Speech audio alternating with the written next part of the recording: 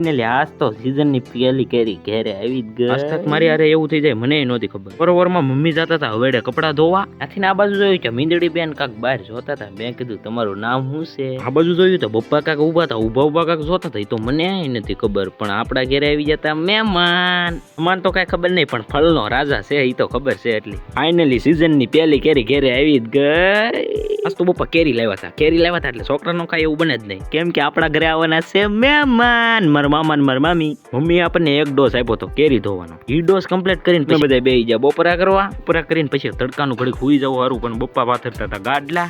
અમારે ત્યાં બહુ ગરમી છે, તમારે ત્યાં કેવી ગરમી છે જરા કોમેન્ટ કરી દેજો. ઘડીક વાર આરામ કર્યો છે. આવી ગયું મસ્ત શરબત, પછી બધા ભેગા મળીને પી લીધું મસ્ત ટાઢું શરબત. ટાઢું શરબત પીને પછી બધા ઘડીક વાર વાતચીત કરીને શરબત પીને પછી જતા હતા મહેમાન ઘરે.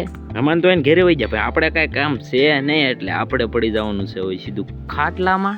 પછી હું પડી ગયો સીધો ખાટલામાં. બસ ફેમિલી, આજના મિની વ્લોગમાં આટલું જ. મોર મિની વ્લોગ માટે સબસ્ક્રાઇબ કરવાનું ભૂલતા નહીં. બાય.